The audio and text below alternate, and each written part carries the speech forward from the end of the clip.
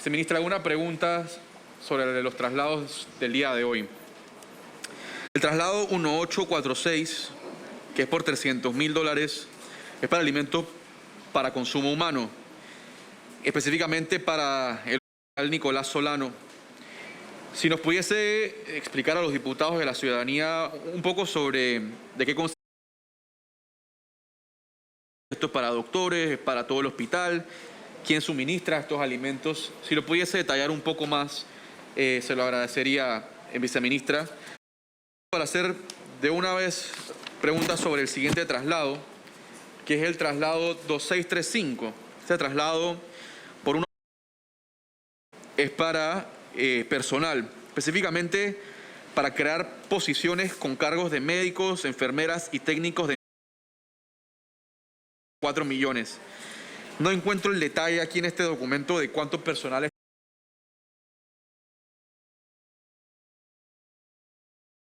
Un poco el detalle de dónde estarían y qué estarían haciendo, y si inclusive esto es para la pandemia del COVID-19 o para otras cosas en el sistema de salud. No lo veo en la explicación, pero seguramente usted y su equipo de trabajo puede desarrollarlo mucho más. ¿Cuántos son? ¿A dónde van? ¿Cuántos son de cada rubro? Y si es para la si es permanente, ¿cuál es la intención? Y por último, el traslado 6088 y el traslado 8029. Las preguntas son similares para ambos. En 6088 veo que se está pagando $240.000 en consultorías. Me gustaría entender en qué consisten esas consultorías. Sé que es para un proyecto que tiene que ver con el alcantarillado sanitario de San Miguelito y también de Juan Díaz. Sin embargo, si nos pudiese elaborar un poco más el detalle de la consultoría, quién la hizo, qué producto sacó esa consultoría, si ustedes fueron los que las contrataron o venía de antes, porque veo que el contrato es del 2014. Entonces no sé si es una consultoría que viene de antes o qué. Pero también me preocupa en este traslado, y me gustaría que desarrollaran si es cierto o no, pero dice pagos por intereses moratorios del contrato tal del 2014. Intereses moratorios. ¿Cuánto exactamente estamos pagando en intereses por no haber pagado estas cuentas a tiempo? Y si hay algún responsable, porque estos son millones de dólares que estamos pagando por no haberlo hecho a tiempo. No sé si, bueno, el contrato nuevamente es del 2014, pero si nos pudiese explicar específicamente dónde falló, en qué momento, en qué año, quién fue el responsable, porque esos son muchos millones de dólares que estamos pagando en atraso, y si hay alguna justificación. Pero sí me sorprende que estemos pagando tantos en ese traslado, en el 6088 y también en el 8029, estamos pagando tantos en intereses moratorios. Esas serían las tres preguntas, viceministra. La alimentación, la del personal y por último la consultoría y los intereses moratorios. Por favor, si le puede ceder la palabra. Sí, para responder la ministra o cualquiera persona de su equipo, solamente nombre y cargo. Muchas gracias, señor presidente. Agradecemos las preguntas del honorable diputado Silva. Por supuesto, me hago acompañar de un equipo técnico, cada uno de ellos con la expertise para poder responder a sus preguntas, y para hacerlo más rápido, yo me voy a saltar la introducción de cada una de estas preguntas y vamos a ir directamente a la respuesta técnica. Entonces, yo quisiera solicitar al presidente que nos permita darle la palabra a la doctora Yelkis Hill, directora nacional de...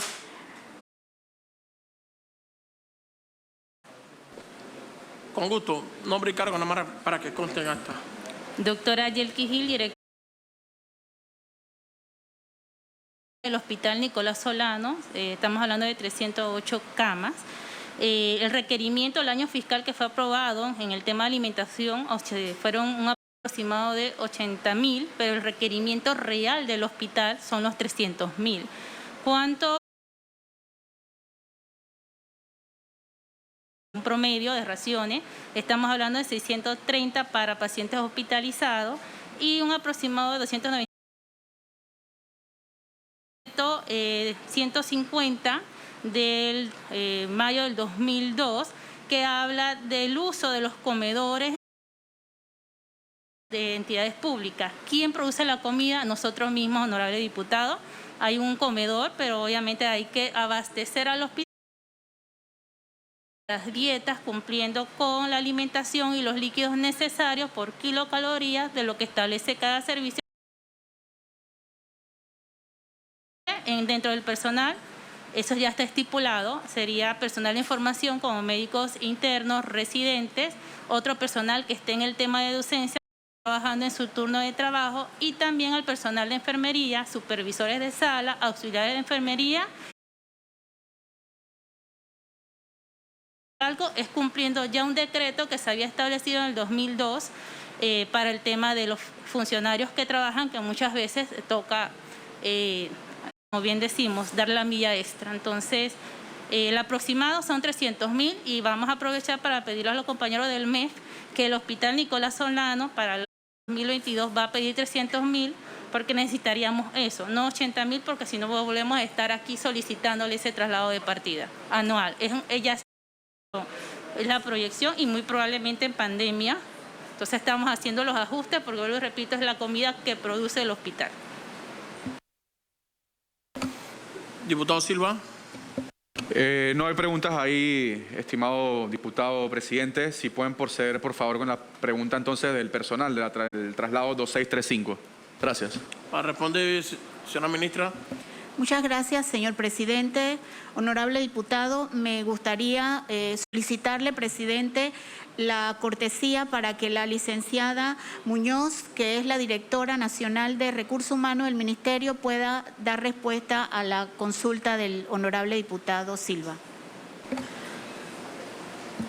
Gracias, licenciada. Para responder. Anaida Muñoz, directora de Recursos Humanos del Ministerio de Salud. En atención al traslado de partida en concepto de servicios personales, es importante indicar que es por 1.450.538 balboas, pero una parte va dirigida a cumplir con los acuerdos de los médicos, como los cambios de categoría, sobresueldos y de todo el personal técnico. Además, estamos creando posiciones para pasar la planilla de COVID a permanente, lo que iría a reforzar los servicios del. Estamos creando 11 plazas de médico especialista, 60 plazas de técnicos en enfermería, 80 de enfermeras, farmacéuticos 1 y un asistente de farmacia.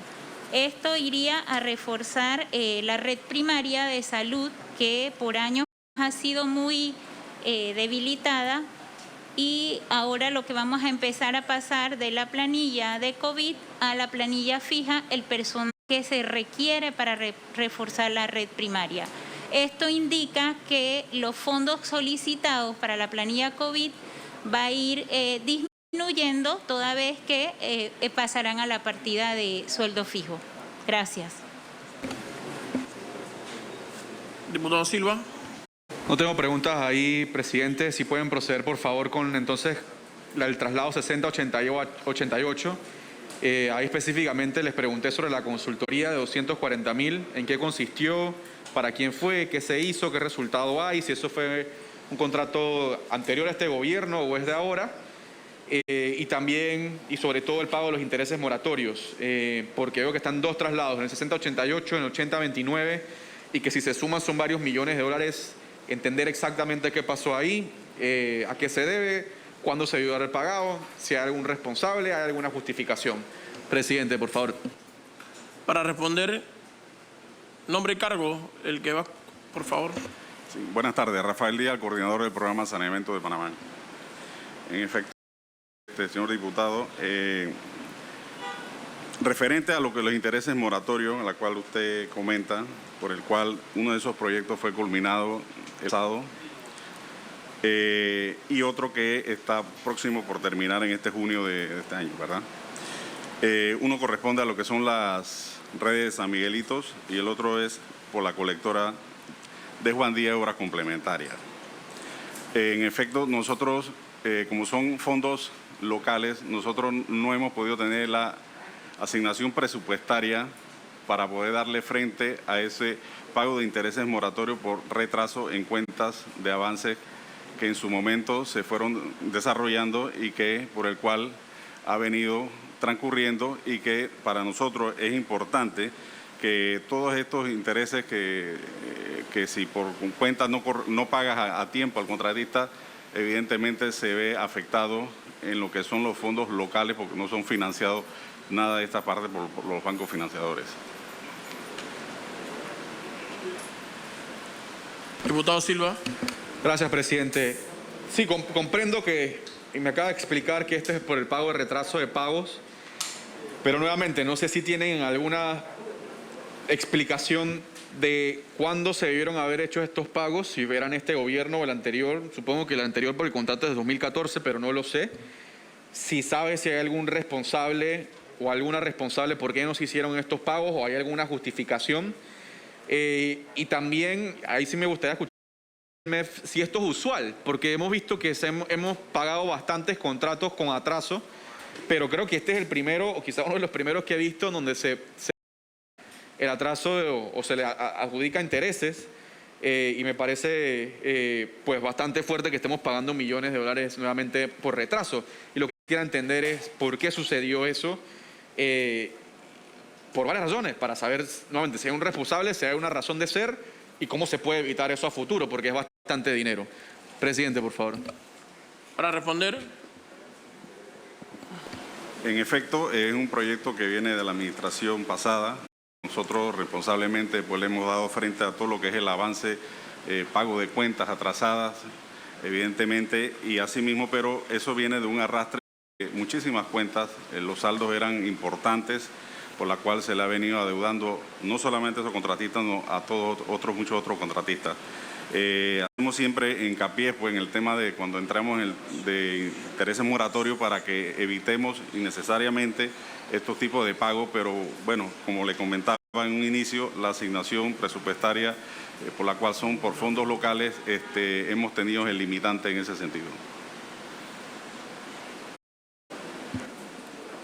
¿Quién va a responder del ministerio? Nombre y cargo, por favor.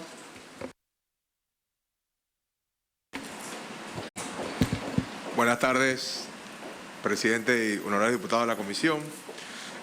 Normalmente esto ocurre cuando un proyecto tiene fuente de financiamiento tanto externa como local.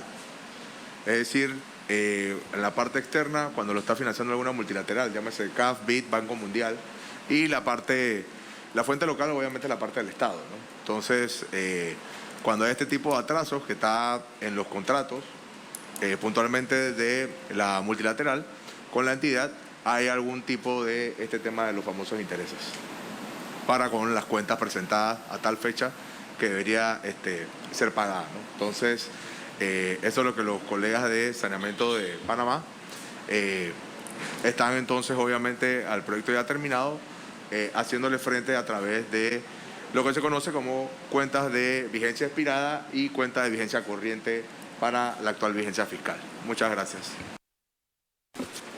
Pregunta del diputado Silva. Sí, una última pregunta. Si tienen la cifra exacta de cuánto es que se debe en intereses, no en el pago de lo principal, sino en intereses, cuánto le estamos debiendo, cuánto se acumuló y cuánto le debemos entonces a los proveedores.